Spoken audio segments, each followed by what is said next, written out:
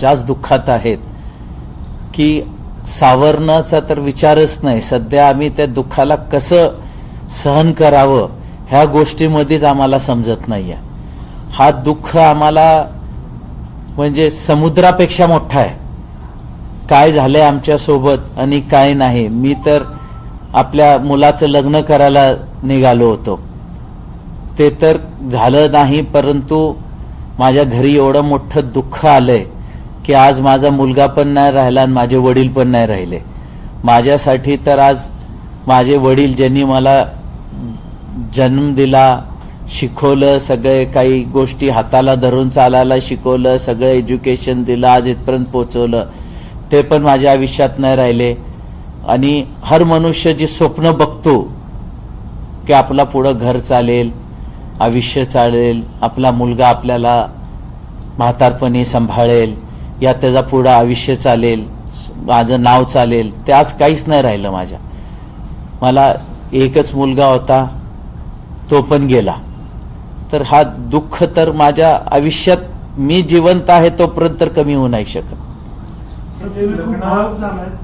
पण एक गोष्ट सातत्याने सियाच्या वडिलांनी आणि आईने सांगितली, जर ती दोषी असेल तर तिला पण तशी शिक्षा द्या.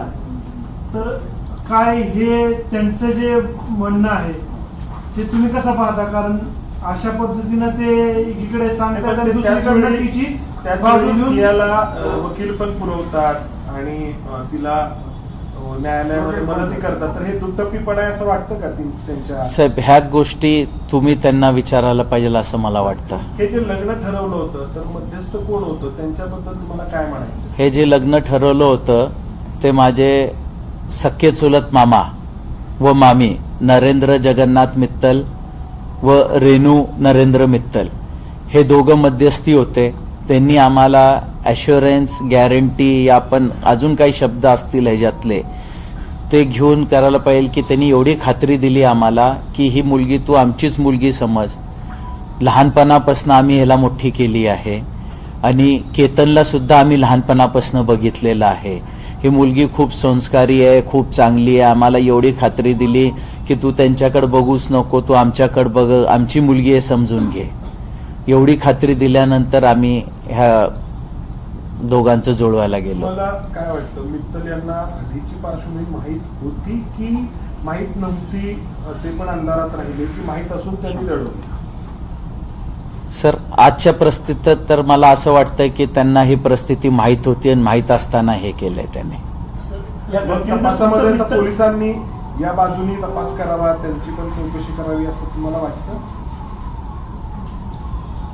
सर, न्याय व्यवस्थेवर मला भरोसा आहे, ते त्याच्यावर तपास करतील असं मला वाटतं. या घटनेनंतर मित्तलशी तुमचं काही बोलणं झालं का? तुम्ही त्यांना विचारलं का किंवा त्यांचा तुम्हाला फोन आलात का? काही झालं असं? नाही, काही नाही झालं सर. त्यांचा मला फोन पण नाही आला आणि कसलं वार्ता सुद्धा झाली नाही. मिसेसचा एक आम्ही इंटरव्ह्यू पाहिला होता, त्याच्यामध्ये त्या म्हणत होत्या की जे मित्तल आहे त्यांना पण याच्यामध्ये आरोपी करा, त्यांना पण ते पण जबाबदार आहेत या सगळ्या गोष्टी. आम्ही, आमची फॅमिली तर हे मानते की ते जबाबदार आहेत ह्या सगळ्या गोष्टींना. मित्तल जबाबदार? हो, मित्तल जबाबदार आहे त्या गोष्टींना. हा सगळा प्रकार मित्तलच्या सगळ्या षडयंत्राचा भाग वाटतो. असू शकतो सर. सर, अनेक व्हिडिओ जे आहेत एंगेजमेंटचे ज्या ह्याच्यामध्ये तुम्ही पण दिसताय, त्या सगळ्या यामध्ये दोघंही केतन आणि सिया देखील खुश होते असं तर दिसतंय व्हिडिओमध्ये. पण मग केतनला काही सांगितलं होतं का तुम्हाला की आमच्यात सगळं अंदर नाही का, आमची भांडणं होत आहेत, असं काही बोलणं झालं होतं? नाही, भांडणं वगैरे कधी नाही बोलला, पर तो म्हणायचा की ही कधी कधी खूप नाराज होती या कधी कधी चिडती. तर असा फोन लगातार एंगेज राहतो. तर आम्हाला वाटलं की नवीन नवीन असतात जेव्हा मुलं मुली भेटतात तर थोडं बहुत असतं, यापेक्षा असतात थोड्या बहुत टायमाच्या ह्याच्या त्याच्या. हा तर वर्किंग होता तर त्याच्यामुळे असतील म्हणून आम्ही त्याला ते समजायचो की बेटा काही हरकत नाही, नवीन आहे, होत असतं, समजून घ्यायची बाजू आहे, आपल्याला समजून घ्या. सर, ऍक्च्युली हा मुद्दा नव्हता काढायचा, 1 महिना झाला. त्या दिवशी नेमकं काय झालं होतं? सिया ज्यावेळेस हे सगळं घडलं त्यावेळेस पहिला फोन सियाने सियाच्या आईला केला होता असं बोललं जातं. तुम्हाला कधी कळलं?